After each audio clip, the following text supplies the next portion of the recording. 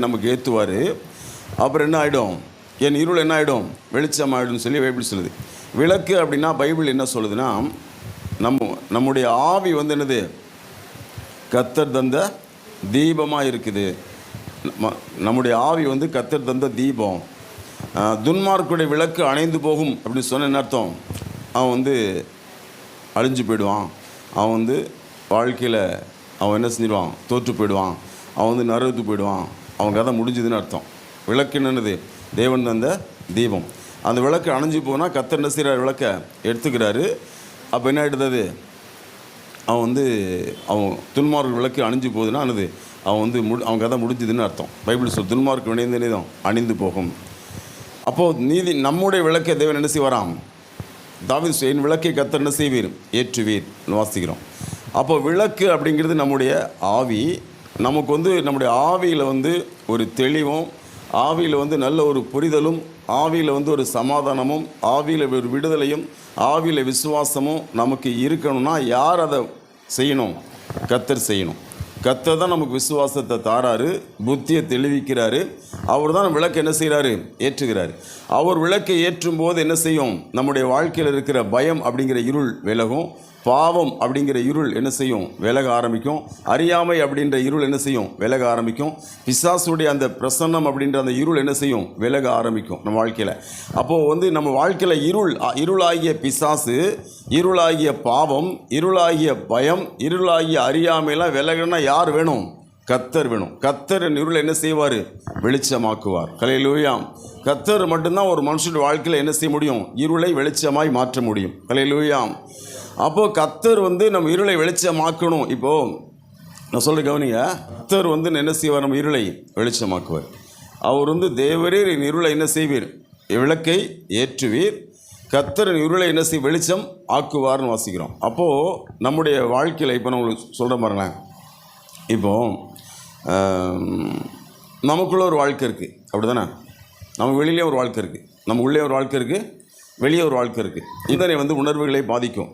சரியா, நாம் வந்து நம்ம உணர்வுகளால், உணர்ச்சிகளால் நடத்தப்படுறோமா, நம்முடைய சிந்தனைகளால் நடத்தப்படுறோமா, அல்லது தேவனுடைய வார்த்தையால் நடத்தப்படுறோமாங்கிறது முக்கியம். ஹல்லேலூயா. நம்முடைய உணர்வுகள் மூலமாக நம்ம நடத்தப்பட்டால் தோற்று போயிடுவோம். உங்களுக்கு புரியுமா சொல்கிறேன். இப்போ நீங்கள் ஒருத்தரை பற்றி என்ன நினைக்கிறீங்கன்னா, அவங்க நம்ம மேலே வருத்தமாக இருக்காங்க, அவங்க நம்ம மேலே பொறாமையாக இருக்காங்க, அவங்க வந்து நம்ம மேலே எரிச்சலாக இருக்காங்க அப்படின்னு சொல்லி நீங்கள் நினைக்கிறீங்க. ஆனால் அதுக்கு எந்த ஆதாரமும் கிடையாது. புரியுதா? இன்னொருத்தர் வந்து உங்களை பகைக்கிறாங்கன்னு நீங்கள் நினைக்கிறீங்க, ஆனால் அவங்க உண்மையிலே பகைக்கிறாங்க அப்படிங்கிறதுக்கு உங்களுக்கு எந்த ஆதாரமும் கிட்ட இல்லை.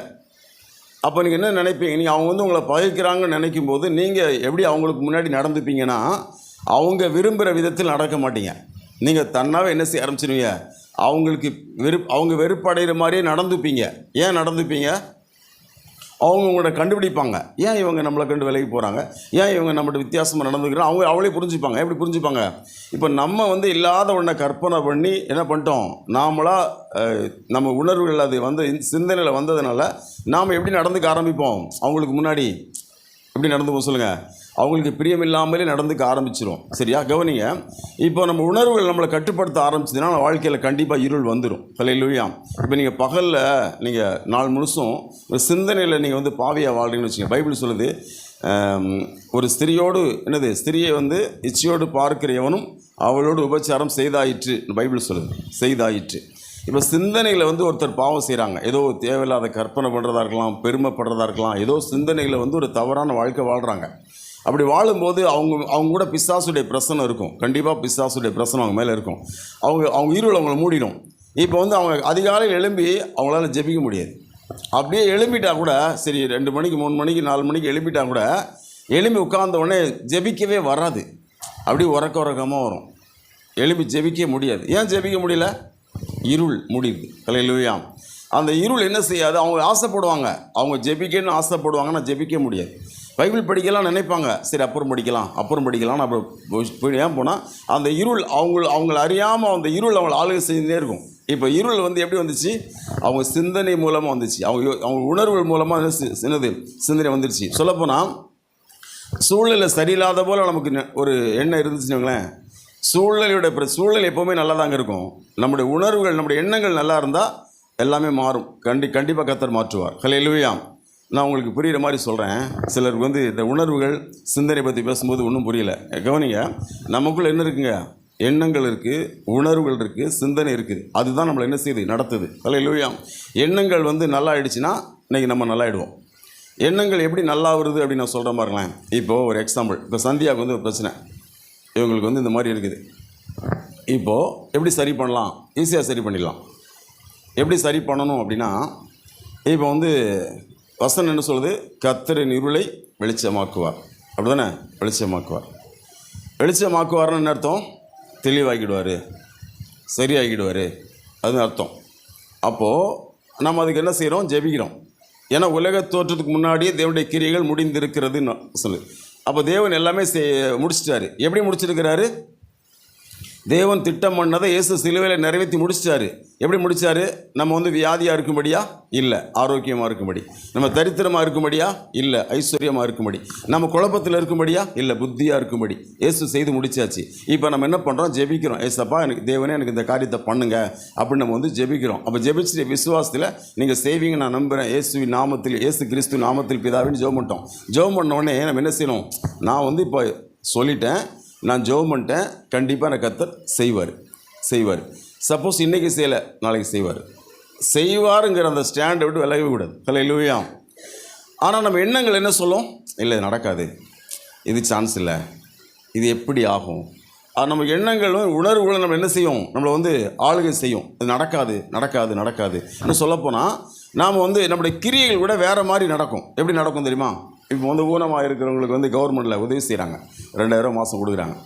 கூட சந்தியாக வாங்கினுக்கிறான், அப்படி வாங்கக்கூடாது. இல்லையா? அப்படி வாங்கினா கண்டிப்பாக கர்த்தர் கிரியை செய்ய மாட்டார். ஏன் கிரியை செய்ய மாட்டார்? ஏன்னா உனக்கு விசுவாசம் இல்லைல்ல. என்ன விசுவாசம் இல்லை? இதை வந்து இது மூலம் நமக்கு என்னது? ஒரு உதவி கிடைக்குது. அப்போ தேவனுக்கு முன்னாடி நம்ம என்ன சொல்கிறோம்? இது சரியாகணும் நம்ம ஜெபிக்கிறோம். அப்படி ஜெபிச்சுட்டு என்னது? ஊனமுற்றவங்களுக்கு ஒரு உதவி இருக்குது கவர்மெண்ட்டில், அதை நம்ம வாங்கின என்ன அர்த்தம்? நம்ம வாயில் விசுவாசம் இருக்கான கிரியில் விசுவாசம் இல்லை. தேவன் செயல்பட முடியாது, கண்டிப்பாக செயல்பட மாட்டார். ஏன்? அவன் நம்ம வந்து ஜெபம் பண்ணும்போது ஏசப்பா அதை செஞ்சிருவீங்கன்னு சொல்கிறோம். ஆனால் கிரியில் இல்லை, இவங்க ஊனமுற்றவங்க, இவங்க வந்து குறைவுள்ளவங்கன்னு சொல்லி அரசாங்கத்தில் பதிவு பண்ணி நம்ம அது மூலம் ஒரு உதவி வாங்குகிறோம். அப்போ என்ன ஆகாது? கர்த்தர் கிரியை செய்ய மாட்டார். அல்லேலூயா. இது மாதிரி நம்ம வாழ்க்கையில் நிறைய காரியத்தை என்ன பண்ணுவோம்னா, நாம் வந்து விசுவாசத்தில் நிலை கொண்டிருக்க மாட்டோம். பைபிள் சொல்லுது, 1 தீமோத்தேயு 2:15 சொல்லுது, விசுவாசத்தில் நிலை கொண்டிருந்தால் ரட்சிப்பு கிடைக்குமா. அல்லேலூயா. விசுவாசங்கிறது நம்ம சொல்லிட்டோம். இந்த காரியத்தை குறித்து நம்ம ஜெபம் பண்ணுறோம்னு வைங்களேன். ஒரு என்ன காரியமோ நீங்கள் ஜெபம் பண்ணிட்டீங்க. ஜெபம் பண்ணதுக்கப்புறம் அது தேவ சித்தம்னு உங்களுக்கு தெரியுது. தேவன் எப்படி தேவ சித்தம் என்னது? நம்ம வந்து ஆசீர்வாதமாக இருக்குது தேவ சித்தம், ஆரோக்கியமாக இருக்குது தேவ சித்தம், நம்ம வந்து நம்முடைய எல்லா நேரான காரியமெல்லாம் தேவ சித்தம் தாங்க. தேவன் ஒருபோதும் நம்மளை தரித்திரமாக இருக்க சித்தம் கொள்ளலை, ஒருபோதும் வியாதியாக இருக்க சித்தம் கொள்ளலை, ஒருபோதும் பைத்தியமாக இருக்க என்ன செய்யலை சித்தமாக இல்லை, ஒருபோதும் நம்ம பாவியாக இருக்க சித்தம் கொள்ளலை. அப்போ நமக்கு தெரியும் தேவன் எல்லாவற்றையும் செய்து முடிச்சிருக்கிறாரு. உலக தோற்றத்துக்கு முன்னாடியே செஞ்சு முடிச்சிட்டாரு. ஆதாமை படைக்கிறதுக்கு முன்னாடி என்ன செஞ்சார்? அவனுக்கு என்ன தேவையோ செஞ்சுட்டு தான் அவனை படைச்சார் இல்லையா? அது மாதிரி நமக்கு எல்லாமே செஞ்சு முடிச்சிட்டாரு. ஆனால் நம்ம எதில் இருக்கணும்? கர்த்தரின் இருளை வெளிச்சமாக்குவார், விளக்கை ஏற்றுவார் நம்ம சொல்கிறோம் பார்த்தீங்களா? சொல்லி நம்ம என்ன பண்ணோம்? தாவீது சொல்கிறான் அடுத்த வசனத்தில், என் தேவனாலே ஒரு மதிலை தாண்டுவேன். அப்படி தானே? அப்போ தேவன் இந்த காரியத்தை பண்ணுவார் அப்படின்னு சொல்லி நம்ம என்ன பண்ணுறோங்க? அந்த வெளிச்சத்தில் நம்ம வாழணும், விசுவாசத்திலே இருக்கணும். கண்டிப்பாக அந்த காரியத்தை நீங்கள் என்ன காரியத்தையும் ஜெபம் பண்ணாலும் சரி, இந்த ஒரு காரியம் ஜெபம் பண்ணி முடித்த உடனே உங்களுக்கு சந்தேகம் வரும், உங்களுக்கு பயம் வரும், அவிசுவாசம் வரும். நீங்கள் என்ன பண்ண விடாது? ஏற்றுக்கொள்ள விடாது. கண்டிப்பாக இந்த காரியத்தில் தேவன் பதில் தருவார். அல்லேலூயா.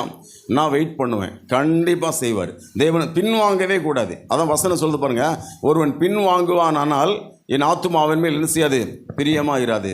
ஸோ நம்ம என்ன பண்ணக்கூடாது? எந்த காரியத்தை ஜெபம் பண்ணாலும் நம்ம என்ன பண்ணக்கூடாது? இப்போது நீ கர்த்தரா இயேசு கிறிஸ்து விசுவாசி, அப்பொழுது நீ உன் வீட்டார் ரட்சிக்கப்படுன்னு வசனம். ஒரு எக்ஸாம்பிள், நம்ம என்ன நினைப்போம்? இல்லை, அவங்க ரட்சிக்கப்பட மாட்டாங்க. ஏன்னா வந்து நான் விசுவாசிக்கிறேன், நான் ரட்சிக்கப்பட்டேன், அவங்க ஆனால் அப்படி கிடையாது. கண்டிப்பாக உங்கள் அம்மா ரட்சிக்கப்படுவாங்க, அப்பா ரட்சிக்கப்படுவாங்க, கணவன் ரட்சிக்கப்படுவான். பைபிளில் ஒரு வசனத்தை வச்சு என்ன சொல்லும்? ஒரு கணவன் ரட்சிக்கப்படும் உனக்கு எப்படி தெரியும் அப்படின்னு வசனம் இருக்கா இல்லையா? இங்கே 1 Corinthians 7 இருக்கா இல்லையா? அது உனக்கு எப்படி தெரியும் அப்படின்னு வாசிக்கிறோமா இல்லையா? ஏன் அந்த வசனம் அப்படி சொல்லுது? 1 Corinthians 7 வாங்களேன், 13 முதல் வாசிங்க. அப்படியே ஒரு ஸ்திரீ ஸ்திரீயினுடைய புருஷன் அவ்விசுவாசியா இருந்தும் அவளுடனே வாசமாய் இருக்க அவனுக்கு சம்மதம் இருந்தால் அவள் அவனை தள்ளிவிடாதிருக்க கடவுள். எண்ணத்தினால் எனில் அவ்விசுவாசியான புருஷன் தன் மனைவியால் பரிசுத்தமாக்கப்படுகிறான், அவ்விசுவாசியான மனைவியும் தன் புருஷனால் பரிசுத்தமாக்கப்படுகிறாள்.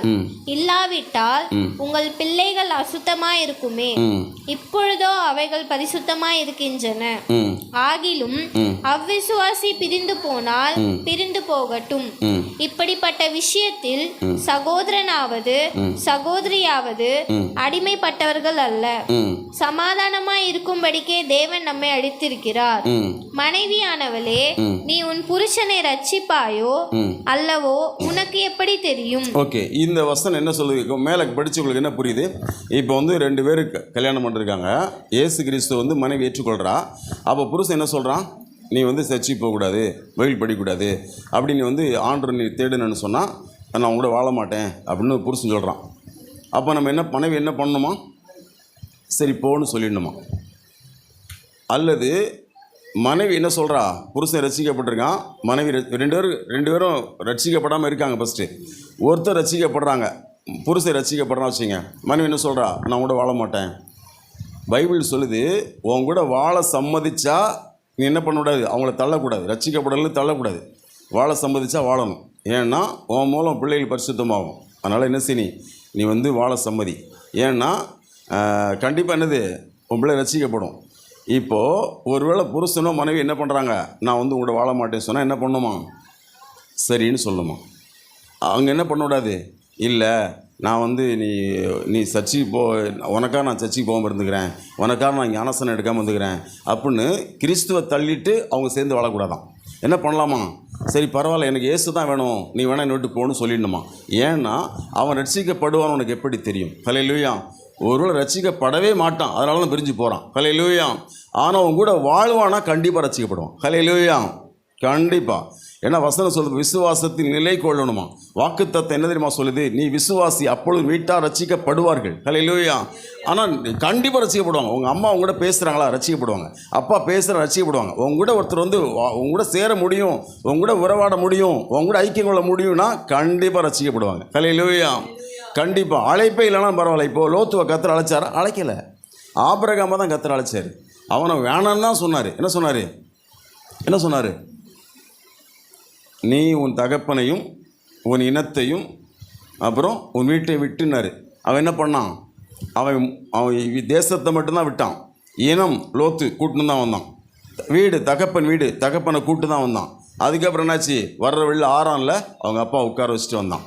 அப்படி தானே? அதுக்கப்புறம் 13ஆம் அதிகாரம் வரும்போது லோத்து விட்டு பிரிஞ்சிட்டான் இல்லையா? அப்போ தேவன் முதல்ல சொன்னார், இதெல்லாம் வேணான்னு சொல்ல போய் தான் அது அப்படி நடந்துச்சு. ஹல்லேலூயா. அப்படி தானே? மற்றபடி என்ன கிடையாது. மற்றபடி உன் கணவன் வாழ சம்மதிச்சா ரட்சிக்கப்படுவான். ஹல்லேலூயா. மனைவி வாழ சம்மதிச்சா ரட்சிக்கப்படுவான். ஏன்னா வாக்குத்தத்தம் என்ன சொல்லுது? நீ விசுவாசி, அப்பொழுது வீட்டாரும் ரட்சிக்கப்படுவார்கள். அப்போது நம்ம என்ன பண்ணக்கூடாது? சந்தேகப்படக்கூடாது. தேவன் வாக்கு பண்ணார்னா கண்டிப்பாக பண்ணுவார். வாக்கு பண்ணால் இப்போது நீ ஆசீர்வாதமாக இருப்பாய், உன் பேரை பெருமைப்படுத்துவேன் அப்படின்னு ஒரு வசனம் நீங்கள் படிச்சிங்க பைபிள்லனா, அந்த வசனத்தை நீங்கள் பிலீவ் பண்ணிங்கன்னா கண்டிப்பாக நீங்கள் ஆசீர்வதிக்கப்படுவீங்க. ஹல்லேலூயா. உங்கள் பேர் பெருமைப்படுத்தப்படும்னா பெருமைப்படுத்தப்படும். ஹல்லேலூயா. அதில் நம்ம என்ன செய்வோம் தெரியுமா? நம்ம சூழ்நிலைகள் வந்து சூழ்நிலை எப்பவும் பிரச்சனை இல்லைங்க, நம்ம சிந்தனை தான் பிரச்சனை. நம்ம என்ன நினைப்போம்? இதெல்லாம் சாத்தியம் இல்லை, இதெல்லாம் நடக்காது, அது எப்படி ஆகும் அப்படி யோசனை இருப்போம். பாருங்கள், அங்கே இருள் வந்து நம்ம மூடினே இருக்கும். ஹல்லேலூயா. ஏன்னா பைபிள் சொல்லுது, இருள் பூமியையும் காரிருள் ஜனங்களை மூடுமா. இன்றைக்கும் பைபிள் என்ன சொல்லுதுன்னா, இந்த உலகத்தை வந்து இருள் மூடி தான் வச்சிருக்குது, ஜனங்களை வந்து காரிருள் மூடி தான் வச்சிருக்குது. அந்த இருள் வந்து பாருங்கள், யோசுவா அழகாக சொல்கிறான், அவங்களை காத்த நிழல் அவங்க விலகிடுச்சு, அந்த இருள் விலகிடுச்சுன்றான். அப்போ இருள் இன்னைக்கு ஜனங்களை மூடி தான் இருக்குது, நம்ம மேலே தான் வெளிச்சம் இருக்குது. ஹல்லேலூயா. ஆனால் துரதிர்ஷ்டவசமாக பாருங்கள், நம்முடைய உணர்ச்சிகளாலோ சிந்தனைகளாலோ நம்ம வந்து ஆளப்படுவோம்னு சொன்னால் நம்ம என்ன ஆகிடுவோம்? இருளில் போயிடுவோம். அப்போ நமக்கு என்ன வராது? விசுவாசம் வராது. அப்போ நமக்கு தெளிவு வராது. அப்போ நமக்கு சாந்தம் வராது, இச்சை அடக்கம் வராது. நம்ம விளக்கு வந்து என்ன செய்கிறோம்? அப்படியே மங்கி எரியும். அப்படின்னா லைட் ஜெபம் பண்ண உட்காந்தா, அதிகாலை எழுப்பி ஜெபம் பண்ணால் ஒரு 5 நிமிஷம் ஜெபம் பண்ணிட்டு அப்படி உறங்கிடுறது. பைபிள் படிக்க உட்காந்தா சும்மா கொஞ்சம் வாசிச்சுட்டு அப்படி. ஏன்னா ஏசப்பா வந்து எப்படிப்பட்டவர் தெரியுமாங்க? மங்கி எரியத்தில் என்ன செய்ய மாட்டாராம்? அணைக்க மாட்டாராம். அதனால நம்ம சர்ச்சைக்கு வந்துருக்கிறோம். எப்படியாவது இவன் ஜெபிச்சிருவான், எப்படியாவது பைபிள் படிச்சிருவான், எப்படியாவது கர்த்தர் விரும்பி தான் நம்மளை கொண்டு வந்துருக்கிறாரு. அவர் நினச்சி என்ன பண்ணிடலாம், இந்த விளக்கு மங்கி எரியுது, இந்த விளக்கு வந்து ஒழுங்காக எரிய மாட்டேங்குன்னு அணைச்சிட்டு போயிருப்பார். ஆனால் அணைக்க மாட்டாராம். ஹல்லேலூயா. யோவான் ஸ்நானனை குறித்து பைபிள் சொல்லுது பாருங்க. அவன் எரிந்து பிரகாசிக்கிற விளக்கு மாதிரி பயங்கரமாக பிரகாசமாக எரிஞ்சானான். அவனுக்கு நல்லா பயந்தாங்க. அப்போ நம்ம இன்னைக்கு வந்து பாருங்கள், ஆவிலே அனல் உள்ளவங்களாம் என்ன அர்த்தம்னா விளக்கு பயங்கரமாக எரியுது. ஆவியில் பயங்கர ஒரு விசுவாசம், பயங்கர விசுவாசம் பாருங்கள். சிலருக்கு அது இருக்கும். எப்படி இருக்கும்னா, அவங்க இருளுக்கு இடம் கொடுக்க மாட்டாங்க, அதனால் இருக்கும். ஹல்லேலூயா. நம்ம இருளுக்கு இடம் கொடுத்தோன்னு வச்சுங்களேன், நம்முடைய விசுவாசம் மங்கி போயிடும். இருளுக்கு நம்ம என்ன செய்யக்கூடாது, ஒருபோதும் இடம் கொடுக்கவே கூடாது. ஹல்லேலூயா. நான் சொல்கிறேன் இல்லையா, மற்றவங்க நம்மளை நேசிக்கலை அப்படின்னு நம்ம நினைக்கிறோம், அதுக்கு எந்த ஆதாரமும் கிடையாது. ஒருத்தர் நம்மளை நேசிக்கலை நம்ம நினைக்கிறோம், அதுக்கு எந்த ஆதாரமும் கிடையாது. இப்போ ஸ்தேவான் வந்து என்னை நேசிக்கலை நான் நினைக்கிறேன் வச்சுங்களேன், நான் நினச்சிக்கிட்டேன் இவருக்கு என் மேலே பிரியம் இல்லை நினச்சிக்கிட்டா, நான் அவருக்கு முன்னாடி எப்படி நடந்துப்பேன் தெரியுமா? நான் எப்படி நடந்துப்பேன், அவரே என்னை விட்டு விலகிற மாதிரி நடந்துப்பேன். ஏன் நடந்துப்பேன்? ஏன்னா என் மனசில் என்ன இருக்குது, அவருக்கு என் மேலே இஷ்டம் இல்லை. ஸோ நான் என்ன பண்ண ஆரம்பிச்சிருவேன், என் ஆக்டிவிட்டீஸே அவர் வித்தியாசம் பார்ப்பார். இன்னும் வித்தியாசமாக போகிற மாதிரி இருக்குது. ஏன்னா அவருக்கு தெரியாது, அதாவது எந்த ஆதாரமும் கிடையாது. ஒருத்தர் நம்மளை நேசிக்கலன்னு ஆதாரமே கிடையாது. நம்மளாம் முடிவு பண்ணி என்ன செய்வோம், நம்ம அப்படி நடந்துக்க ஆரம்பிப்போம். டிஸ்டன்ஸ் கீப் அப் பண்ணுவோம், எல்லாம் பேச மாட்டோம், விலகுவோம். அப்படி பண்ண ஆட்டோமேட்டிக்காக அந்த உறவு கட்டாயிடும். ஹல்லேலூயா. ஏன்னா நம்முடைய இருள் என்ன செய்யுது, அதை என்னது நம்மளை வந்து மூடுது. பைபிள் சொல்லுது, இயேசு வந்து ஒளியாம், வசனம் வந்து உலகத்திலே வசனத்தை பிடித்து கொண்டு சுடர்களைப் போல பிரகாசிக்கிற நீங்கள்னு பிலிப்பியரில் வாசிக்கிறோம். சங்கீதத்தில் வாசிக்கிறோம், கர்த்தருடைய வார்த்தை வந்து என்னவா இருக்குது, பாதைக்கு வெளிச்சமாக இருக்குன்னு வாசிக்கிறோம். வசனத்தை நீங்கள் வசனத்தை நீங்கள் நம்பணும். உங்களுடைய உணர்வுகளை நம்பாதீங்க, உங்களுடைய எண்ணங்களை நம்பாதீங்க. எதை நம்பணும், நம்முடைய வசனத்தை நம்பணும். வசனம் என்ன சொல்லுது வசனம் என்ன சொல்லுது, கர்த்தரின் விளக்கை ஏற்றுவார், கர்த்தர் இருளை வெளிச்சமாக்குவார், அப்படிதானே? அப்போது பைபிள் என்ன சொல்லுது அப்படின்னா, கர்த்தருடைய வாளாக்காமல் தலையாக்குவார்னு சொல்லுது. அப்படிதான் இன்னைக்கு கீழாகாமல் மேலாவாய்னு சொல்லுது. கர்த்தர் உன்னை என்ன வசனம் எழுது, உயர்ந்த அடைக்கலத்திலே வைப்பேன்னு சொல்லுது. பைபிள் சொல்லுது, உன் களஞ்சியங்கள் பூர்ணமாய் நிரம்பும்னு சொல்லுது. அப்படி தானே? அப்போது பைபிள் என்ன சொல்லுதோ அதை அப்படியே நம்ம பிலீவ் பண்ணணும். பைபிள் ஒருபோது என்ன சொல்லலைன்னா நீ நாசமாக போகணும்னு சொல்லவே இல்லை. பைபிள் ஒருபோது நீ அழிஞ்சு போகணும்னு சொல்ல. பைபிள் ஒருபோது என்ன சொல்லலை, நம்மளுக்கு விரோதமாக பைபிள் பேசாது. ஒருபோது விசுவாசத்தைனா நீ தேவ பிள்ளை, இயேசு கிறிஸ்து விசுவாசிக்கிறவன் எவனும் தேவனுடைய பிள்ளையான் அப்படின்னு யோவான் 1:12 சொல்லுது. யாராலும் பரவாயில்ல, ஆணோ பெண்ணோ யாராக இருந்தாலும், அடிமையோ சுயாதீனோ யாரும் கிடையாது. இயேசு கிறிஸ்து தேவகுமாரன் உன்னால் நம்ப முடியுதா, நீ தேவ பிள்ளையாக மாறுவ. ஹல்லேலூயா. அந்த அதிகாரத்தை தேவன் கொடுக்குறாரு. அப்போ என்ன செய்ய ஆரம்பிக்கணும் தெரியுமா, பைபிள் போகிற போக்கிலே போகணும். அப்புறம் மனம் திரும்பி என்ன செய்யணும், ஞானஸ்தானம் பெறணும். அப்புறம் ஞானஸ்தானம் பெற்றப்புறம் உலகத்தை விட்டு வேறுபட்டு வாழணும். அப்போஸ்தலர் நடவடிக்கை 2 38 47 வரைக்கும் ஒரு 10 உபதேசங்கள் இருக்குது. அந்த 10 நம்ம ஃபாலோ பண்ண ஆரம்பிக்கணும். ஹல்லேலூயா. என்னெல்லாம் இருக்குது, மனம் திரும்பணும், அப்புறம் ஞானஸ்தானம் பெறணும், அப்புறம் பரிசுத்த அபிஷேகத்தை பெறணும், அதுக்கப்புறம் உலகத்தை விட்டு பிரிஞ்சு வாழணும், அப்புறம் என்ன செய்யணும், ஜெபம் பண்ணணும், அப்புறம் என்ன செய்யணும், அந்யோன்யமாக இருக்கணும், அப்புறம் என்ன பண்ணணும், திருவிருந்து எடுக்கணும், அப்புறம் என்ன பண்ணணும், கர்த்தருக்கு கொடுக்கணும், அதுக்கப்புறம் என்ன பண்ணணும், கர்த்தரை துதிக்கணும். இந்த மாதிரி 10 காரியம் அங்கே சொல்லப்பட்டிருக்கு. அப்போஸ்தலர் 2 என்னது 38 47 வரைக்கும். பழைய ஏற்பாட்டில் எப்படி 10 கற்பனையோ அதே மாதிரி புதிய ஏற்பாட்டில் முக்கியமான 10 உபதேசங்கள். கர்த்தரை ஆராதிப்பது, கர்த்தருக்கு கொடுப்பது, அப்புறம் ஜெபிப்பது, அப்புறம் அந்யோன்யமாக இருக்குது, அப்புறம் திருவிருந்து எடுக்கிறது, அப்புறம் அப்போஸ்தலர் உபதேசத்தில் இருக்குது, அப்புறம் உலகத்தை விட்டு மாறுபட்டு வாழ்கிறது, அப்புறம் ஞானஸ்தானம் எடுக்கிறது, மனம் திரும்புறது, பரிசுத்த, இந்த மாதிரி 10 காரியம் இருக்குல்ல. அப்போ இந்த 10 நினைச்சு நம்ம ஃபாலோ பண்ண ஆரம்பிக்கும் போது வெளிச்சம் பிரகாசிக்க ஆரம்பிக்கும். ஹல்லேலூயா.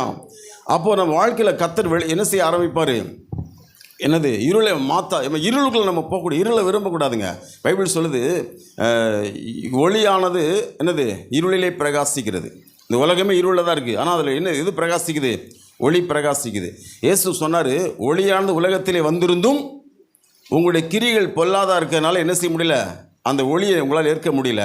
அப்போ உங்கள் இருதயத்தில் ஒளி வர முடியலன்னு சொல்லி இயேசு கிறிஸ்து சொல்கிறார் யோவான் 3 பேசும்போது. அப்படி தானே? அப்போ பாருங்கள், இன்றைக்கி நம்ம என்ன பண்ணோம்னா, நாம் தேவன் வந்து எல்லாம் செஞ்சு முடிச்சிட்டாரு. நம்மளுடைய வாழ்க்கையில் எல்லாம் செஞ்சு முடிச்சிட்டாரு. என்ன செஞ்சு முடிச்சிருக்கிறாரு, இப்போ செஞ்சு முடித்ததுனால தான் பிறவிச்ச பணி நடக்கிறான். அப்படி தானே? செஞ்சு முடித்ததுனால தான் பார்வையில் மற்றவன் என்ன செய்கிறான், கண் மறுபடியும் பார்க்குறான். அப்போது நம்ம கிறிஸ்தவ வாழ்க்கையில் நான் ஒன்று சொல்கிறேன், கவனிங்க, நாம் தரித்திரர் அல்ல, நாம் யார் கிடையாது, நாம் தரித்திரர் அல்ல, நாம் வியாதியஸ்தர் அல்ல, நாம் வந்து பாவத்துக்கு அடிமைப்பட்டவர்கள் அல்ல, நாம் வந்து சமாதானம் இல்லாமல் இருது கவலையோடு வாழ்கிறவங்க கிடையாது, நாம் தைரியம் இல்லாமல் பயத்தோடு வாழ்கிறவங்க கிடையாது. நம்ம என்ன செய்யணும், தைரியமாக இருக்கணும், நாம் என்ன செய்யணும், புத்தி தெளிவாக இருக்கணும், நாம் வந்து சந்தோஷமாக இருக்கணும். நம்ம துக்கமாக இருக்கும்படி இயேசு வரல, நம்ம சந்தோஷமாக இருக்கணும். நம்ம வந்து அவிசுவாசமாக இருக்கும்படி இல்லை, விசுவாசமாக இருக்கும்படி கர்த்தர் அழைச்சிருக்கிறாரு. வாக்கு தத்தத்தை என்னது இழந்து போகிறவங்கள நம்ம அழைக்கப்படலை, வாக்கு தத்தத்தை அனுபவிக்கிற அழைக்கப்பட்டிருக்கிறோம். அப்போ இதெல்லாம் நமக்கு கிடைக்க நம்ம என்ன பண்ணணும் தெரியுமா, இருள் மாற இடம் கொடுக்க வேண்டும். ஹல்லேலூயா. ரூம் வந்து இருட்டாக இருக்குன்னா ஜன்னலை திறந்தால் தானே இங்கே வெளிச்சம் வரும், அப்படி தானே? அந்த லைட் இருந்தால் எலக்ட்ரிசிட்டி உள்ளே எலக்ட்ரிக் பவர் இருந்தால் லைட்டை போட்டால் தான் என்ன வரும், வெளிச்சம் வரும். இருளாக இருக்குது என்ன பண்ணக்கூடாது, சூரியன் இருக்கக்கூடாது. நம்ம என்ன பண்ணணும், நாம் நம்முடைய வாழ்க்கையில் வெளிச்சம் பிரகாசிக்க நாம் நினச்சா பிரகாசிக்கும். ஹல்லேலூயா. ஒரு தேவ பிள்ளையுடைய பெரிய ஆசீர்வாதமே உலகத்துக்கும் நமக்கு ஒரே வித்தியாசம் தாங்க. உலகத்தில் இருக்கவங்க நினச்சா பணக்காரனாக முடியாது, நம்ம நினச்சா பணக்காரனாக எல்லாம். ஹல்லேலூயா. தெரியுமா, வழி இருக்குது. ஹல்லேலூயா. உலகத்தில் இருக்கவங்க நினச்சா என்ன செய்ய முடியாது, வியாதியிலேருந்து வெளியே வர முடியாது, நாம் நினச்சா வியாதியிலேருந்து வெளியே வர முடியும். ஹல்லேலூயா.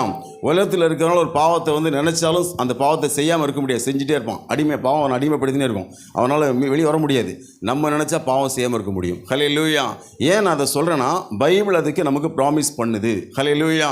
கர்த்தர் நமக்காக செய்து முடிச்சிட்டார்னு செய்வேன்னு இல்லை. பழைய ஏற்பாடு வந்து கிருபைக்கு காத்திருந்தார்கள், புதிய ஏற்பாடில் நாம் கிருபையை பெற்றுக்கொண்டோம். ஹல்லேலூயா. பழைய ஏற்பாடு கர்த்தர் எனக்காக யாவையும் செய்து முடிப்பார்னு சொல்லுது, புதிய ஏற்பாடு வந்து கர்த்தர் எனக்காக செய்து முடிச்சிட்டார்னு சொல்லுது. ஹல்லேலூயா. எல்லாம் முடிந்ததுன்னு ஏசப்பா சொல்லியிருக்கிறார். முடிச்சிட்டாரா, முடிக்கலையா? முடிச்சிட்டாரு. ஹல்லேலூயா. உங்களுக்கு சம்பவம் சொல்கிற பாருங்க. சாமுவேல் தீர்க்கதரிசி நமக்கு தெரியும் தானே? சாமுவேல் யார் தெரியுமா? என்ன வம்சத்தில் வந்தது தெரியுமா? ஒரு சபிக்கப்பட்ட வம்சத்தில் பிறந்தவன். உங்களுக்கு கோராகு தெரியுமா? கோராகு அந்த வம்சம்தான். கோராகு வந்து லேவி புள்ள தான், ஒரு ஆசீர்வாதமான சந்ததி தான். அவன் என்ன தப்பு பண்ணிட்டான்னா, மோசை எதிர்த்து பேசிட்டான், அப்படி தானே? எதிர்த்து பேசினோடனே மோசை ஒன்றும் சொல்லலை, கர்த்தர் ஒன்றும் சொல்ல. அதாவது கோராகுக்கு வந்து அவன் உயிரோடு போயிட்டான், இல்லைன்னு சொல்ல. என்னது அவனை சேர்ந்தவங்கலாம் உயிரோட பூமிக்கு போயிட்டாங்க. ஆனால் பைபிள் சொல்லுது, என்னாகமம் 26:11 சொல்லுது, வாசிங்க. என்னாகும் 26:11 வாசிங்க.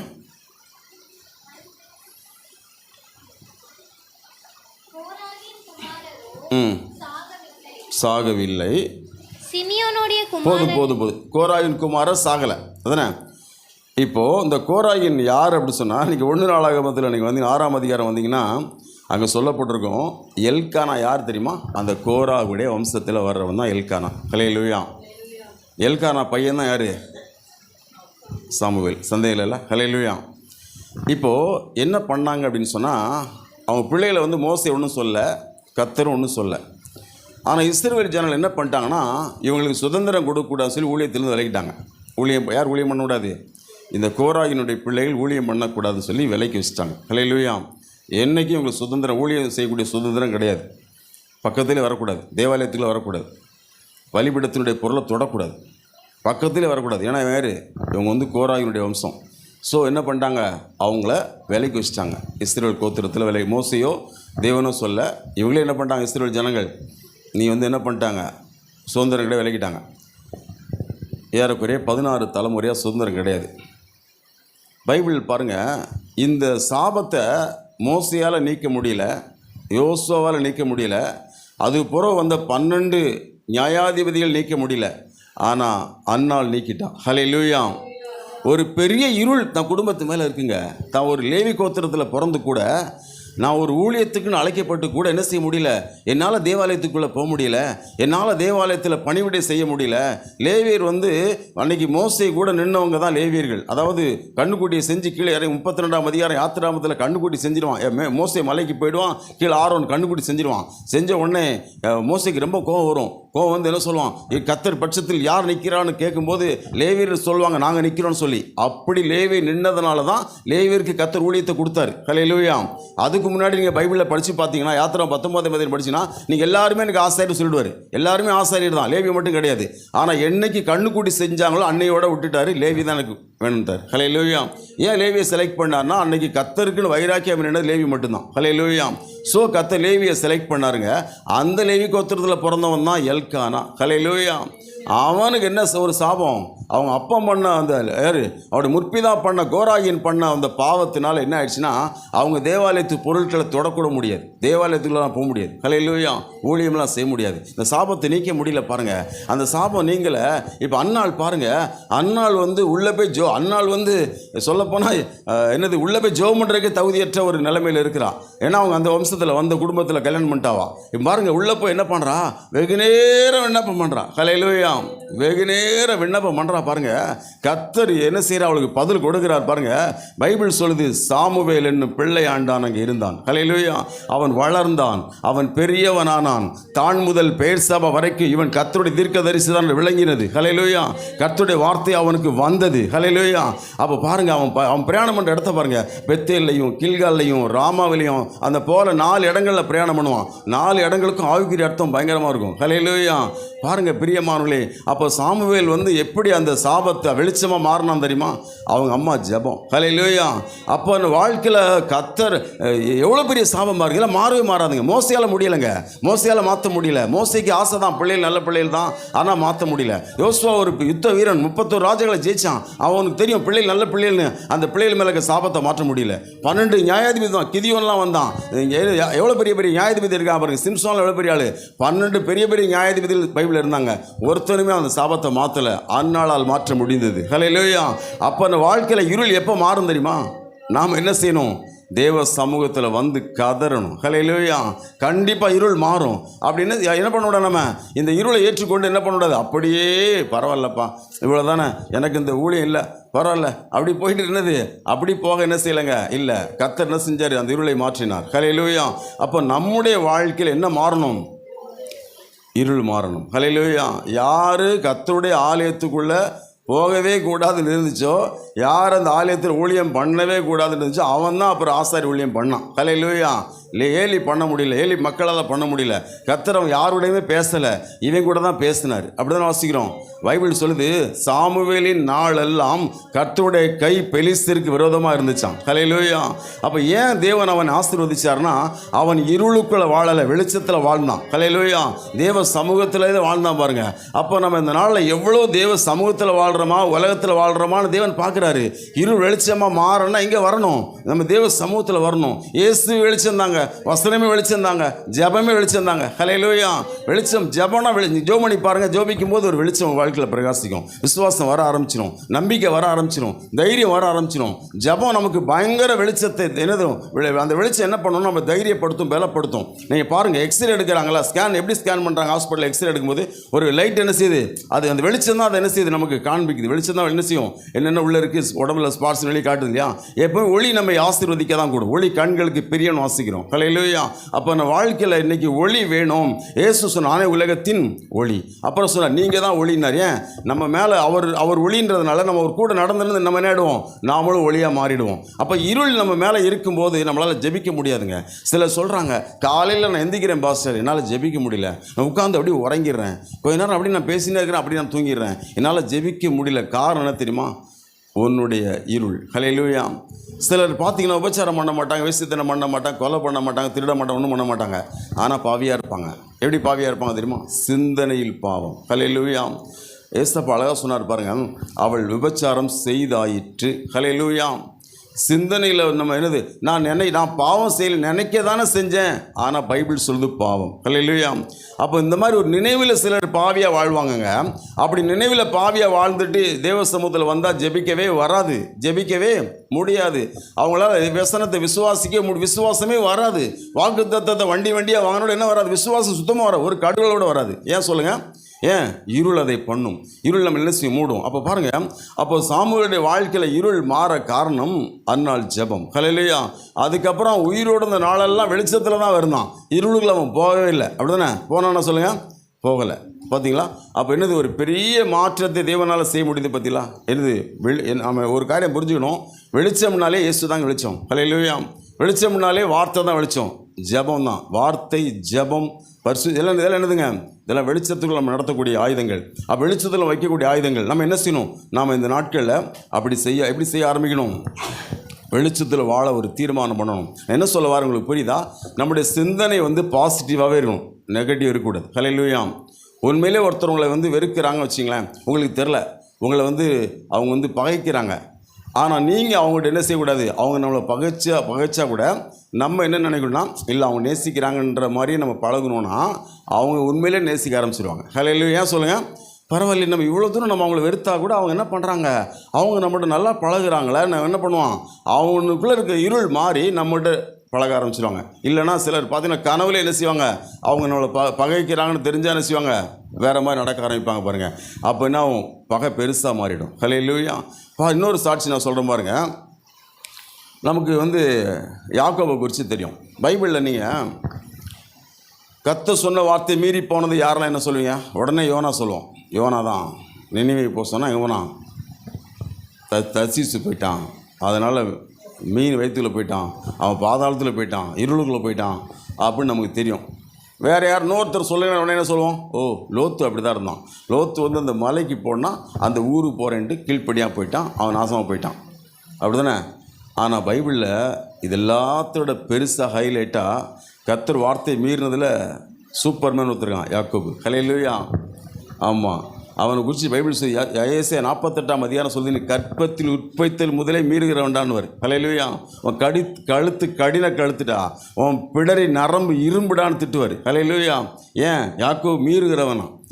என்ன மீறிட்டான் அப்படின்னு பார்த்தீங்கன்னா, ஆதியாகமம் 31:3 வாசிங்க. கர்த்தர் யாக்கோபை நோக்கி உன் பிதாக்களுடைய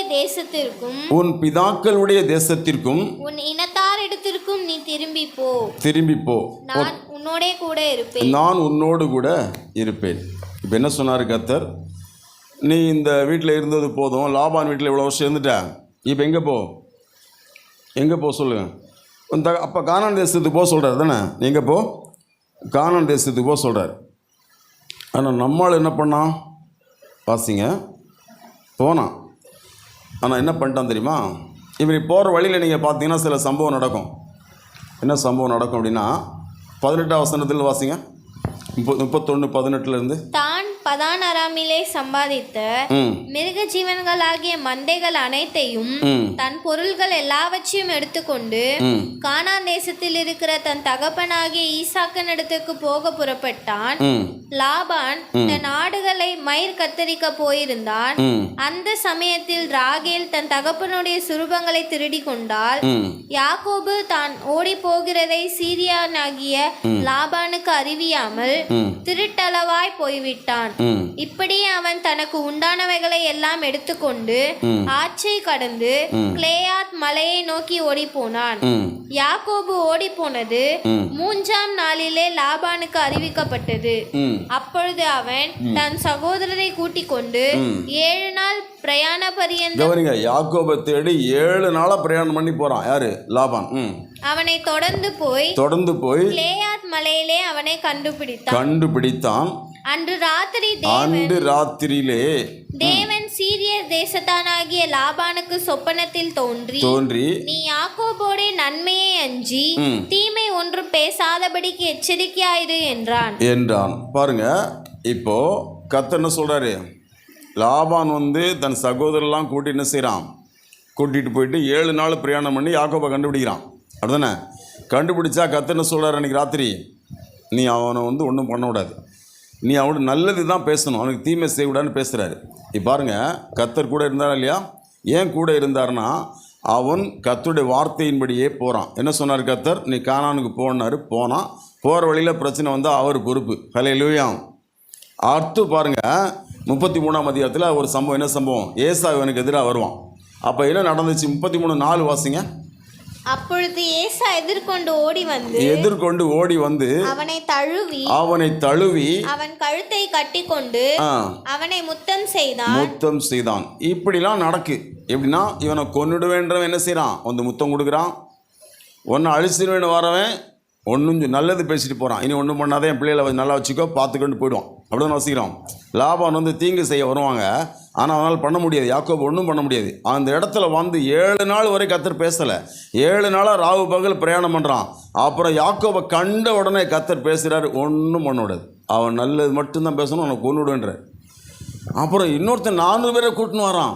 அவனும் வந்து என்ன பண்ணுறான், அவனை கட்டி பிடிச்சி முத்தம் கொடுத்துட்டு, நான் வேணா கூட வரவா, என் ஆட்களை வேணா நிறுத்தட்டா அப்படிலாம் உதவி கேட்டுட்டு போயிடுவான். அவன் தன் வழியே போனான் இருக்கு. அப்போ பாருங்கள், கர்த்தருடைய வசனம் வந்து வெளிச்சம், பாதைக்கு வெளிச்சம். அப்போ வசனத்தின்படி நம்ம போகும்போது எதிரியாக வந்தால் என்ன செய்வான், சிநேகிதனாக மாறுவான். ஹல்லேலூயா. ஆனால் இதே யாக்கோபுக்கு ஒரு இருளான காரியம் நடக்குது. எங்கே நடக்குது? 34ஆம் அதிகாரம் நமக்கு தெரியும் பைபிளில். ஆதியாக 34ஆம் அதிகாரத்தில் தீனாள் அந்த தேசத்து ஸ்திரீகளை பார்க்க புறப்படுவா. அவள் தீட்டுப்படுவா. அவள் என்ன தீட்டுப்பட்ட உடனே என்னது, இந்த விஷயம் வந்து யாக்கோபுடைய பசங்களுக்கு தெரியும். அவங்க லேவியும் சிமியோனும் போய் என்ன பண்ணுவாங்க, அவன் தூக்கிட்டு போனவனையும் அவளை கடத்திட்டு போனவனையும் அவன் அப்பனையும் அந்த ஊரில் இருக்க எல்லாரையும் கொண்டுடுவாங்க. ஹல்லேலூயா, கொண்டுடுவாங்க. இப்போ பாருங்கள், இப்படி பண்ணோன்னே யாக்கோபுக்கு என்ன வந்துடும், பயம் வந்துடும். ஐயோ, இவன் என்ன பண்ணிட்டானுவ. அந்த சம்பவம் நமக்கு தெரியும். இவங்க ரொம்ப தந்திரமாக பேசுவாங்க. அப்படின்னு, நாங்கள் வந்து விருத்த சேதனம் பண்ணியிருக்கோம், நீங்கள் விருத்த சேதனம் பண்ணினீங்கன்னா நாங்கள் வந்து உங்களை சேர்த்துக்கிறோன்னுவாங்க. அவங்க எல்லோரும் விருத்த சேதனம் பண்ணிவிடுவாங்க. அப்புறம் 3ஆம் நாள் நோவு எடுக்கும்போது போய் எல்லோரும் காலி பண்ணிவிடுவாங்க. நமக்கு தெரியும். ஹல்லேலூயா. இப்போ பாருங்கள், இந்த மாதிரி ஒருத்தன் ஒரு குடும்பத்தில் உள்ள 2 பேர் என்ன பண்ணிட்டான், ஒரு ஊரை அழிச்சிட்டாம்னு தெரிஞ்சால் பக்கத்தில் உள்ள என்ன பண்ணுவாங்க, கண்டிப்பாக யாக்கோபு குடும்பத்தை அழிச்சிருவாங்க. அப்படி தானே? கவனிங்க, இங்கே என்ன தவறு நடந்துச்சு அப்படின்னா, ஏன் தீனால் தீட்டுப்பட்டா, ஏன் வந்து சிமியோன் லேவியும் கொலையின் கருவியாக மாறினா காரணம் யாக்கோபு தான். ஹல்லேலூயா. கவனிக்கிறீங்களா? 2 பசங்க வந்து கொடுமையின் கருவியாக மாறிட்டாங்க. மகள் தீட்டுப்பட்டு போயிட்டா. ஏன் தெரியுமா நடந்துச்சு? யாக்கோபுடைய மீறுதலால் தான். ஹல்லேலூயா. பைபிள் சொல்லுது, ஏசாயா 48ஆம் அதிகாரம் அதன் 4வது வசனம் சொல்லுது, நீ கடினமுள்ளவன் என்றும் உன் பிடரி நரம்பு இரும்பென்றும் உன் நெற்றி வெண்கலம் என்றும் அறிந்திருக்கிறேன். யாக்கோபை பற்றி பொதுவான வார்த்தை. நீ மீறுறேன்டா, நீ என்னது தாயின் கருவில் என்ன மீறிட்டான் அப்படின்னு சொன்னால், நீங்கள் கொஞ்சம் வாசிங்க, பைபிளை கவனமாக படிங்க, உங்களுக்கு தெரியும். செய்யக்கூடாததை செய்வோம் பாருங்கள். வசனம் 17லேருந்து வாசிங்க. 33ஆம் அதிகாரம் 17லேருந்து வாசிங்க. யாக்கோபு சுக்கோத்துக்கு பிரயாணம் பண்ணி தனக்கு ஒரு வீடு கட்டி தன் மிருக ஜீவன்களுக்கு கொட்டாரங்களை போட்டான். அதனாலே அந்த ஸ்தலத்துக்கு சுக்கோத் என்று பெயரிட்டான். யாக்கோபு பதான் அராமில் இருந்து வந்த பின் கானான் தேசத்தில் இருக்கிற சாலேம் என்னும் சீகேமுடைய பட்டணத்திற்கு அருகே சென்று பட்டணத்திற்கு எதிரே கூடாரம் போட்டான். தான் கூடாரம் போட்ட வெளியின் நிலத்தை சீகேமின் தகப்பனாகிய எமோரின் புத்திரர் கையிலே 100 வெள்ளி காசுக்கு கொண்டு. கவனிங்க, இவனுக்கு என்ன சொன்னார் கர்த்தர்? சீகேமில் போயிட்டு இடம் வாங்கி வீடு கட்டினா சொன்னார். அப்படி சொன்னாரா, இல்லை உன் அப்பா கிட்ட கானான் தேசத்துக்கு போக சொன்னாரா? சொல்லுங்கள், என்ன சொன்னார் கர்த்தர்? நீ உன் தகப்பன் வீட்டுக்கு போ, கானான் தேசத்துக்கு போ தான் சொன்னார். இவன் என்ன பண்ணான்? அவன் வந்து இவருக்கு பிரச்சனை சால்வ் ஆயிடுச்சுல. என்ன பிரச்சனை சால்வ் ஆயிடுச்சு? மாமனாருக்கு பயந்துன்னு வந்தான், அவன் கர்த்தர் கிளியர் பண்ணிட்டாரு. 2வது அவன் அண்ணனுக்கு பயந்துன்னு இருந்தான், அதுவும் கர்த்தர் கிளியர் பண்ணிட்டாரு. சூப்பர். ஹல்லேலூயா. சிலர் பார்த்தீங்கன்னா தன் வாழ்க்கையில் பெரிய பெரிய சோதனைலாம் தீர்ந்துச்சுன்னா விழுந்துருவாங்க. ஹல்லேலூயா. 2 பிரச்சனை தான் வாழ்க்கையில் பெருசு. என்ன பெருசு? தான் சம்பாதிச்ச சொத்தெல்லாம் அழிஞ்சு போயிடுமோ அப்படின்னு என்ன பண்ணான், மாமனாருக்கு பயந்துன்னு சொல்லாமல் வந்தான். மாமனாரே இப்போ என்ன பண்ணிட்டான், சமாதானம் பண்ணிட்டு போயிட்டான். நீ என் பிள்ளைகளை நல்லா காப்பாற்றிக்கோப்பா, என் பிள்ளைகளுக்கு தீங்கு செய்யாதப்பா அப்படின்னு சொல்லி, நான் உனக்கு தீங்கு செய்ய அந்த பக்கம் வரமாட்டேன், நீயும் இந்த பக்கம் வராதுன்னு கல்லை குவிச்சு வச்சுட்டு போயிட்டான். அப்போது ஒரு பிரச்சனை தீர்ந்தது. ஹல்லேலூயா. அடுத்த ஒரு சின்ன வயசுலேருந்தே ஒரு பிரச்சனை. என்ன பிரச்சனை? ஏசா பிரச்சனை. கொஞ்சம் வாலிமைங்க சொல்லுத. என்ன ஏசா பிரச்சனை? ஏசா பிரச்சனை வந்து சொத்தை எழுதி என்னது, அவனுடைய சொத்தை வாங்கினால என்னது, ஆசீர்வாதத்தையும் வாங்கிட்டான், சேஷ்ட புத்திரத்தையும் வாங்கிட்டான். ஸோ வந்து அவன் ஜென்ம விரோதியாக, அவன் பயங்கர விரோதத்தில் இருக்கான். கண்டா கொன்னுடுவான். யாக்கோபு 400 பேரை கூட்டின்னு வரான். அவனும் முத்தம் கொடுத்துட்டு ஆதரவாக சகோதரான்னு சொல்லிட்டு போயிட்டான். ஹல்லேலூயா. அப்போ யாக்கோபுக்கு என்ன தைரியம்னா, இனிமேல் நமக்கு யாரு கிடையாது, எவனுமே கிடையாது. ஹல்லேலூயா. எந்த பக்கமும் விரோதி கிடையாதுன்னு பாருங்கள். கர்த்தர் விட்டு விளையிட்டான். எப்படி விலகினான் தெரியுமா? சீக்கிரம் பார்க்க நல்லா இருக்குது, அங்கே ஒரு இடத்த வாங்கி 100 வெள்ளி காசுக்கு, அதுக்கு அவனை சம்பாதிக்க வச்சார். ஹல்லேலூயா. வாங்கி அங்கே கூடாரம் போட்டு அங்கே வீடே கட்டியாச்சு. ஹல்லேலூயா.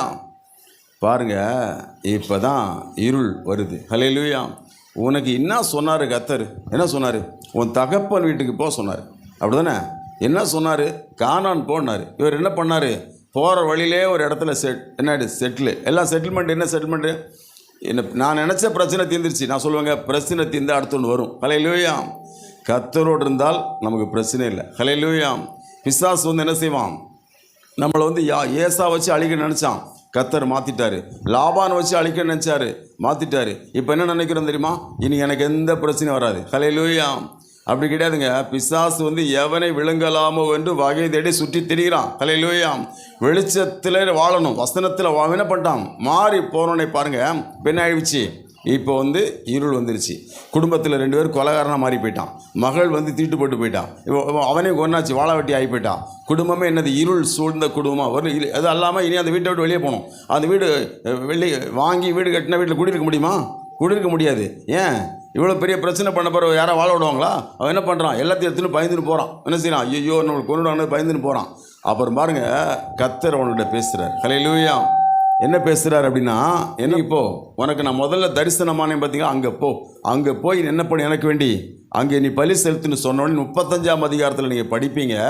கர்த்தர் அவனோட பேசுவார். அவன் என்ன பண்ணுவான்? தன்னுடைய மனைவி, தன்னுடைய பிள்ளைகள், என்னது எல்லார்ட்டையும் பேசுவான் தானே. பேசி வாசிங்க அந்த வசனம் 35ஆம் அதிகாரம் 1 முதல் வாசிங்க. ஆதியாகமம் நோக்கி பெத்தேலுக்கு போய் அங்கே குடியிருந்து. எங்கே குடியிருக்க கூடாது? இங்கே குடியிருக்க கூடாது. எங்கே குடியிருக்கணும்? பெத்தேல்லாம் தேவனுடைய வீடு. வாசிங்க. நீ உன் சகோதரனாகிய ஏசாவின் முகத்திற்கு விலகி ஓடி போகிற போது உனக்கு தரிசனமான தேவனுக்கு அங்கே ஒரு பலிபீடத்தை உண்டாக்கி என்றார். அப்பொழுது யாக்கோபு தன் வீட்டாரையும் தன்னோட கூட இருந்த மற்ற அனைவரையும் நோக்கி உங்களிடத்தில் இருக்கிற அந்நிய தெய்வங்களை விலக்கி போட்டு உங்களை சுத்தம் பண்ணி கொண்டு உங்கள் வஸ்திரங்களை மாற்று, நாம் எழுந்து பெத்தேலுக்கு போவோம், வாருங்கள். எனக்கு ஆபத்து நேரிட்ட நாளில் என் விண்ணப்பத்துக்கு உத்தரவு அருளி செய்து நான் நடந்த வழியில என்னோட கூட இருந்த தேவனுக்கு அங்கே ஒரு பலிபீடத்தை உண்டாக்குவேன் என்றான். இப்ப இவன் எங்க பலிபீடம் கட்டிருந்தான்? சீகேமில் பலிபீடம் கட்டினான். சீகேமில் இவனை பலிபீடம் கட்ட சொல்லியெல்லாம் கத்த சொல்ல. சீகேமுக்கு போகிற வழியில சீகேம் இருக்கு. சரி, அந்த என்ன ஒரு கூடாரம் மட்டும் என்ன பண்ணிருக்கலாம்? தங்கியிருக்கலாம். இவ்வளோ இடம். அந்த இடத்த பார்த்தோன்னே என்ன பண்ணிட்டான்? எதிரிகள் இல்லைன்னு தெரிஞ்ச உடனே என்ன பண்ணிட்டான்? கூட அங்கே வீடை கட்டி உட்காந்தாச்சு. அந்த இடம் வாங்கி வீடு கட்டி உட்காந்தாச்சு. இப்போ என்னாச்சு? பிரச்சனை வந்தோடனே பயந்து என்ன பண்ணுறான்? இருள் வந்தோடனே பயந்துன்னு அவன் மறுபடியும் என்ன கத்திரத்தில் கேட்டால் கத்துன்னு சொல்கிறாரு, நீ அங்கே வா, பெத்தேல் வான்றாரு. அவங்க வந்து பலி செலுத்துகிறான். எப்படி பலி செலுத்துகிறான்? எல்லா அந்நிய தெய்வங்களையும் ஆபரணங்களையும் என்ன செய்கிறான்? அவங்கள்ட்ட வாங்கி, குடும்பத்திலேருந்து வாங்கி ஒரு கருவாலி மரத்தில் புதைச்சிட்டு கத்திரிடத்தில் என்ன செய்கிறான்? பலி செலுத்துகிறான். இப்போ பாருங்கள், அடுத்த வசனம் வாசிங்க. கர்த்தரால் உண்டான பயங்கரம் அவர்கள் யாக்கோபின் புத்திரை பின்தொடரல. ஹல்லேலூயா. ஹல்லேலூயா. எப்படி சொல்லுங்கள்? அவன் என்ன பண்ணான்? கர்த்தருக்கு கீழ்ப்படிஞ்சதுனால கர்த்தர் அந்த இருளை கண்டிப்பாக மாற்றினார். ஹல்லேலூயா. அப்போ தாவீதுக்கு ஒரு இருள் வந்துச்சு. என்ன இருள் வந்துச்சு? அவன் வந்து என்னது, யார்கிட்ட உபச்சாரம் பண்ணான்? வஸ்தேபாடத்தில் உபச்சாரம் பண்ணப்போ என்ன வந்துச்சு? இருள் வந்துச்சு. அப்புறம் வந்து படை எண்ணாதுன்னு சொல்லும்போது இருள் வந்துச்சு. அப்படி தானே? அப்போ தாவீதும் இருளுக்குள்ளே போய் வந்தான் தான். அப்போ தாவீதுக்கு என்ன ஒரு வெளிப்பாடு இருக்குது? கர்த்தரின் இருளை வெளிச்சமாக்குவார். ஹல்லேலூயா. கர்த்தர் விளக்கை ஏற்றுவார். அப்போ நம்முடைய வாழ்க்கையில் எப்போ இருள் வந்தாலும் நம்ம என்ன செய்யணும்? நம்ம புரிஞ்சு கொள்ளணும், இதை மாற்ற தேவனால் முடியும். ஹல்லேலூயா. அப்போ நம்ம கர்த்தருடைய வார்த்தையின்படி நம்ம ஜீவிக்காமல் கொஞ்சம் விலகி போனால் என்ன வந்துடும்? இருள் வந்துடும். ஹல்லேலூயா. கண்டிப்பாக இருள் வந்துடுங்க. அப்போ இருள் வந்தால் நம்மால் என்ன செய்ய முடியாது? விசுவாசிக்க முடியாது, தெளிந்த புத்தியாக இருக்க முடியாது, தைரியமாக இருக்க முடியாது. நமக்கு நிறைய பயம் வரும், நிறைய பிரச்சனை வரும்.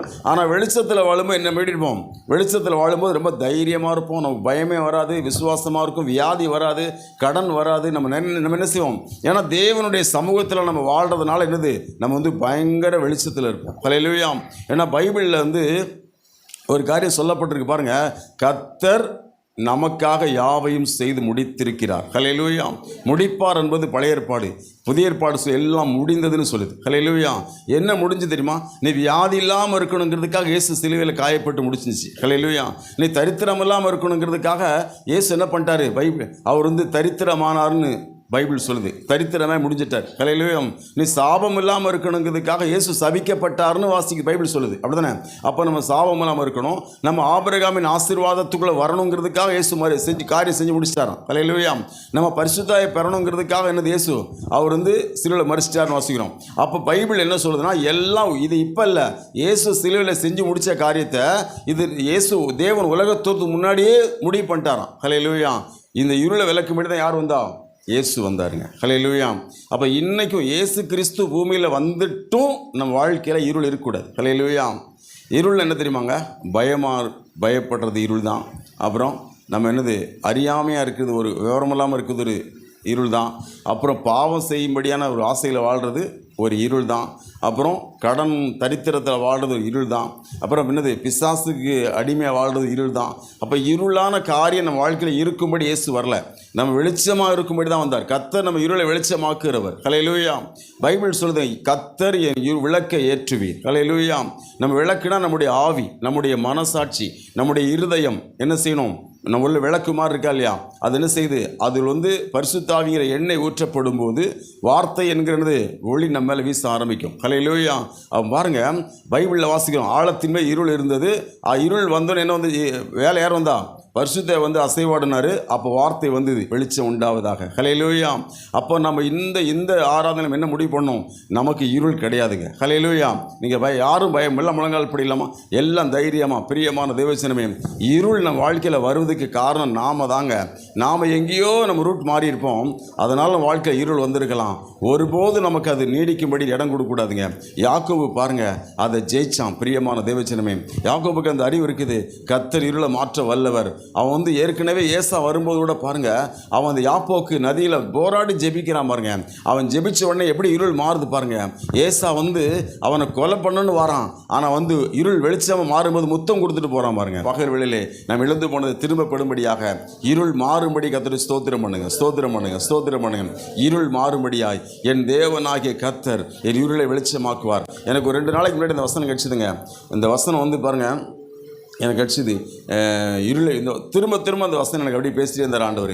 இருள் வெளிச்சமாக்குவார், இருளை வெளிச்சமாக்குவார். இது சபையில் பேசு, இருளை வெளிச்சமாக்குவார். பெரிய நம்ம வாழ்க்கையில் என்ன இருள் இருந்தாலும், கடன் பாருங்கிற இருள் இருக்கலாம், இல்லை வியாதின்ற இருள் இருக்கலாம், அல்லது அவிசுவாசங்கிற இருள் இருக்கலாம், அல்லது குடும்பத்தில் ஒருமனங்கிற ஒளி இல்லாமல் பிரிவினை அப்படிங்கிற இருள் இருக்கலாம்.